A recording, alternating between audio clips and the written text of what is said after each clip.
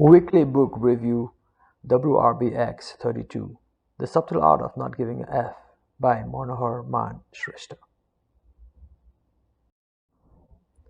General details of the book. Originally published 2016. Author Mark Manson. Jar. Self-help book. Page count 224. What is this book about? This book is about being realistic and not living a life in the fantasy world of your own making. It resonates very much with REBT, Rational Emotive Behavior Therapy, style of psychological treatment, Bhagavad Gita's non-furtive work philosophy, logotherapy. You can check these terms online for more details. About the writer. The writer is a millennial, somebody born between 1980 and 1995. We can say that he is the kind of guy who falls in the been there, done that category. In Redemption, he fixed his life, and after hundreds of self books read, he comes up with this book that roughly constitutes the various life principles that work for him and other people whom he counseled. So this book is about his anecdotes, stories, and case studies. My view on the book's conceptual framework. He has organized his principles to lead a happy and meaningful life in the following 9 chapters. All of them are scandalous in terms of what all the self-help books are about, telling the world things like number 1, be positive. 2, happiness is default. 3, you are special. 4, F some suffering. 5, you don't have a choice. 6, believe in yourself. 7, say yes to life. 8, live life like there is no tomorrow. So the 9 chapters are emphasis, all the above corresponding in the corresponding order. Mark's choice of the title makes it a point to know that he truly is not bullshitting or sweet talking anyone. The information in this book is thus counterintuitive but true. Don't try. Chapter number 1. The world tells you you can have it all, you should have it all, more is better, have something better, get more pleasure, give a F about everything.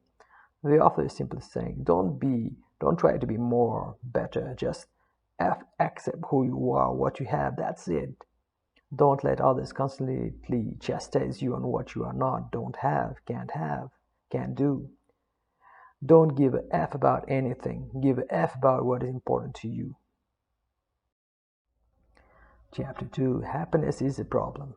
Negative emotions are a call for action. It is not enough to try to hide under the carpet with happiness tips. Just because something feels good doesn't mean it is good. Just because something feels bad doesn't mean it is bad. Question your emotions. Don't base your life decision on emotions of happiness. Do what is right. Chapter number 3. You are not special. Don't be like Jimmy, a hypothetical person who feels he deserves without doing, believes he can have an amazing life without sacrificing anything, thinks he's special. Beware of mass media exceptionalism. Don't believe in the ads. Chapter 4. The Values of Suffering. Mark gives an illustration of a true story of a Japanese soldier dropped in the Philippines in the Second World War. While all the other Japanese returned, but this one stayed back till the next 10 years, hidden in a jungle, refusing to believe the war was over. Finally, he was convinced that it has ended, but he's not unhappy to have wasted his 10 years. He valued his suffering. Suffering can be eased if we find meaning in it. Here are some lessons from this chapter. Self-awareness onion. What makes you feel certain emotions? What is the root cause of that emotion? Why do you feel this way? What are your personal values? Why do you consider this a failure or a success? Don't want to be rich. Don't ask how to be rich. Ask why you want to be rich.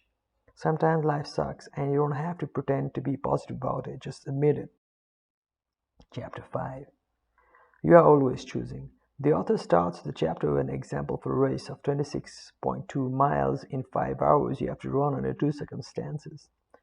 Number 1, you are forced. If not, your family will be killed. Number 2, you train to run the 26.2 miles and everyone is cheering you. Both are the same problems, causing the same type of effects on the body. But in the first circumstance, we suffer. In the second, we enjoy. Thus, a problem can be joyful if you have chosen it. That's the theme of this chapter, illustrated with many examples. Chapter 6. You're not wrong about everything, but so am I. Beliefs change with new evidences, so don't hang on to the old beliefs when you know that they are not true anymore. Mark proved this counterintuitive belief with numerous examples. Even look at yourself. Hasn't what you believed about yourself last year differ from what you believe about yourself today? This is a sign of growth. Chapter 7. Failure is the way forward. In this chapter, the writer shares his own life's failure and how he rose up without ever giving up. Failure is an opportunity for growth. Stagnation in life makes us unhappy. Growth is needed, but to grow, you'll have to fail, and thus pain is part of life. He gives a powerful example for war victims. Leverage your scars to transform them into resilience. Fear, anxiety, and sadness are not necessary undesirable states. They are necessary to grow. Chapter 8. The importance of saying no. Mark shares his nomadic days traveling and making a living from digital publishing, doing what he wanted with absolute freedom. He realized after 5 years, 55 countries, and uncountable lovers that there was an emptiness that he was trying to fill due to his childhood issues. Finally, he settled down in New York, got married, paid the electricity bills. He now found meaning in his life because of rejection of alternatives and narrowing of freedom. Chapter 9. And then you die. Just one of his friends died dramatically at 19. Mark illustrates his point extensively with the concept from the book Denial of Death by Becker. Don't try to be immortal. Don't try to be immortal. You don't have to. Come to terms with death because it is inevitable. So choose the value of life without compulsion to be better or immortal. How is this book useful to you in your life? This book is a must-read for those who have anxiety problems, are unhappy by default, and are confused about life. It is not what they would expect to hear, but it is what they need to hear. Business not applicable, career not applicable. Letter from MMS, 13th March 2020. Dear friend, this review was tougher because I had to read the audio version of the book. Then I tried to base the review on the audio only. I was tempted to buy the book for easier reading, but I just wanted to see how difficult it can be. It is difficult because you have to listen and you can't copy, type, paste. Also, the sense of length while listening is abstract as compared to when reading. This book is written with great wisdom despite the author being so young. Personally, the principles outlined here are very similar to mine. This book is widely available in the streets of Kathmandu even. It has a pressing appeal, but it is hard to digest. But if read alone, it can change people.